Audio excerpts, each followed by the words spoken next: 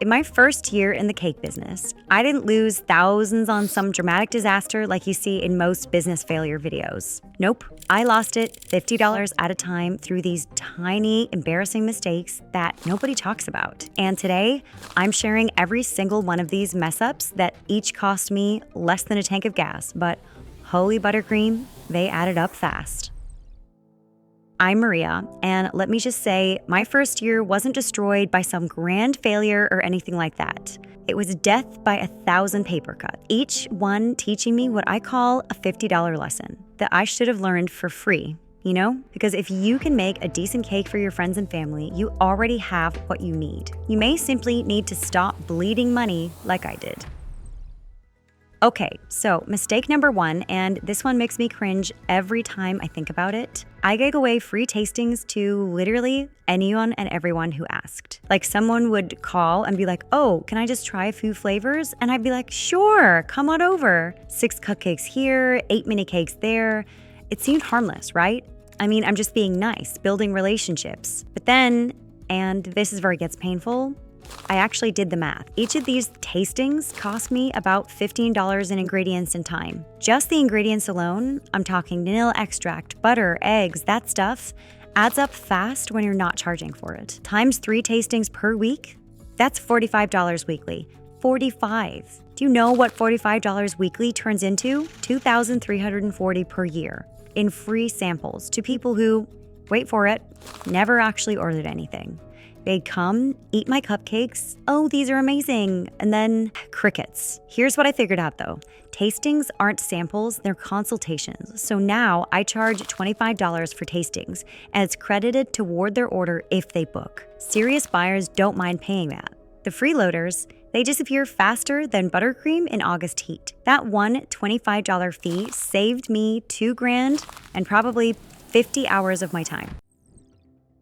Next, we have the last-minute supply run. Oh boy, this next one, picture this. It's 9 p.m. on a Thursday. I'm frosting roses at 2 a.m. in my cramped kitchen because I procrastinated all day, and I realize I'm out of purple food coloring. Purple. For a cake that's due tomorrow morning. Only the expensive grocery store is open, right? So I drive over there, and that little bottle of food coloring that costs $2 online, they want $8 for it. Yeah, but in the end, what choice do I have? But then, and this is where it gets really stupid, while I'm there, I spot this edible gold dust that looks pretty, so I'm like, might as well grab it.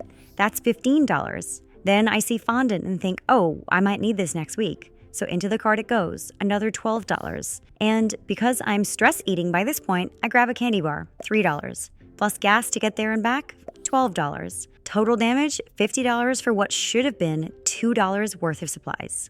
And here's the kicker. This happened like every week. Every single week, I was making some panic runs because I hadn't planned ahead. The lesson that cost me probably $200 a month, Sunday supply audit. Every Sunday, I sit down and list everything I need for the week.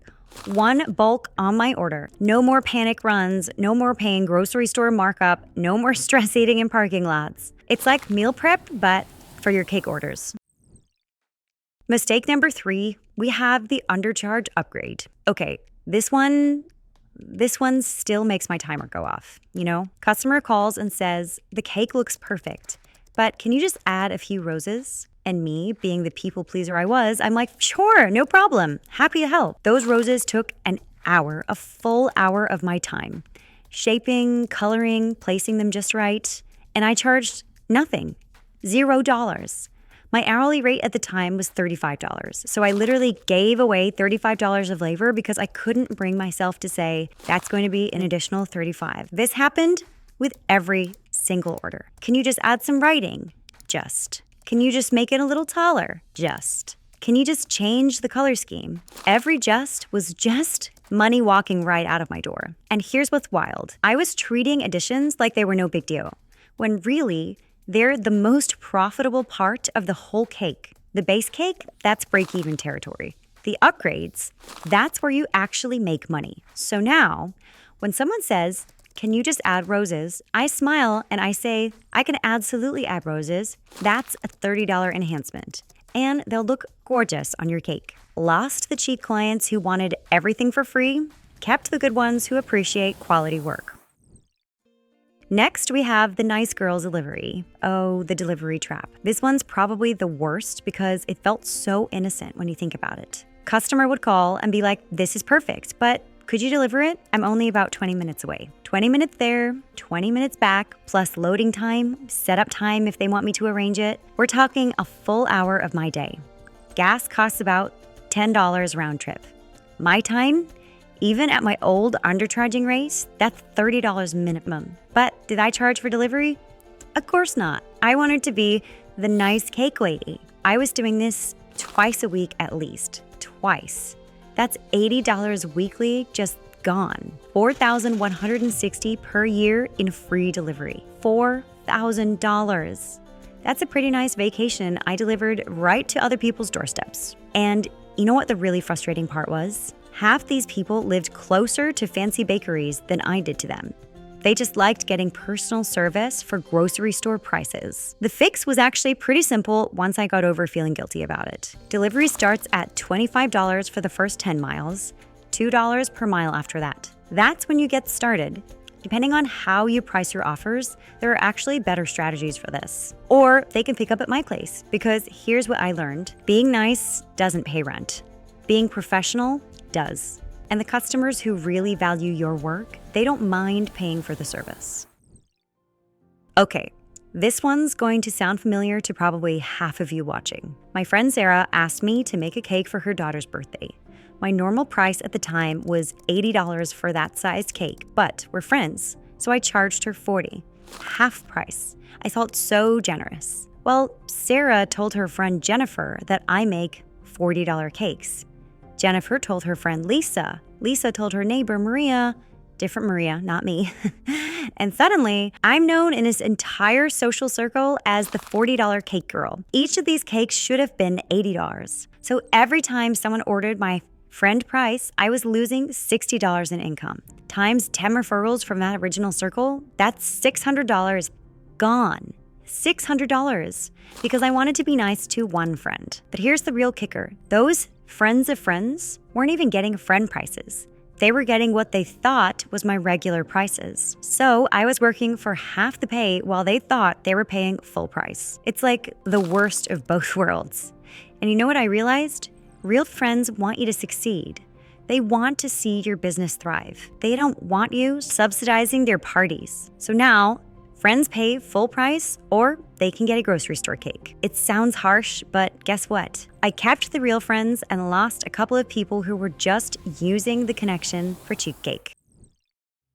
This last one is going to sound so small and stupid, but it's exactly these tiny decisions that add up to big problems. Pretty cake boxes cost $5 each. Regular plain boxes, $1.50. And guess which ones I bought for every single order? Yep, the pretty ones. Even for cakes that were going straight from my car into someone's trunk and then onto their kitchen counter. Even for simple sheet cakes that nobody was going to see the box for more than 30 seconds. I was paying an extra $3.50 per cake for what? So they could throw away a prettier box? 20 cakes a month, that's $70 monthly on unnecessary prettiness. $840 per year on boxes that people literally threw away immediately. The solution is so obvious now. Pretty boxes are for the premium orders where the presentation matters.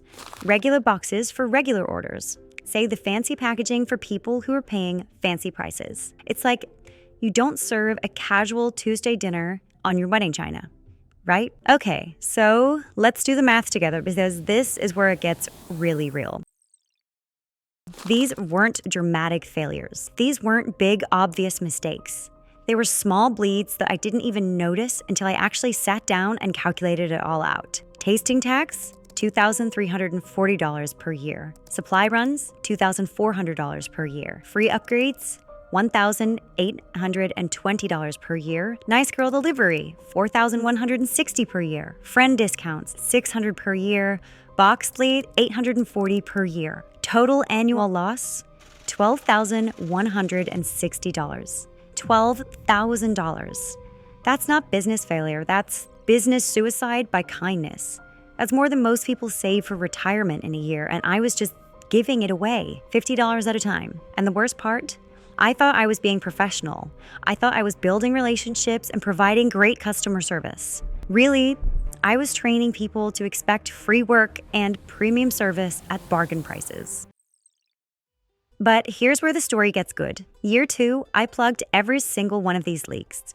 I started charging for tastings, said no to last-minute anything without upcharge, treated friends like valued clients, not ATM machines, planned my supply orders, charged what delivery actually costs. My income didn't just improve, it doubled. Not because I got more orders, but because I stopped giving away my profit $50 at a time. I went from negative bank balance to making $2,000 a month consistently. Same skills, same kitchen, same recipes. And you know what's funny? My customers respected me more. They valued the work more when they paid fair prices for it. The ones who complained about charging for delivery, those weren't my people anyway. Your cake business isn't dying from big mistakes. It's bleeding from small ones, from being too nice, too accommodating, too afraid to charge what you're worth. But once you plug those leaks, holy buttercream, everything changes. So which of these mistakes are you making right now? Because I guarantee you're making at least 3 of them. Comment below and tell me which one hit closest to home. No judgment here, just a cake artist who's been exactly where you are. And listen, if this sounds familiar, if you're nodding along going, yep, that's me, then you need to watch my next video about the wrong way to start a cake business. Because these mistakes, they're just the tip of the fondant, really. There's a whole recipe for revenue that most cakepreneurs never learn, and I break down exactly what not to do when you're starting out. The link's right up there. Go watch it now because every day you're undercharging and over-delivering is another day that you're working for pennies instead of profit. And you deserve so much better than that. Stop the bleeding, start the building. Your future profitable self will thank you for it.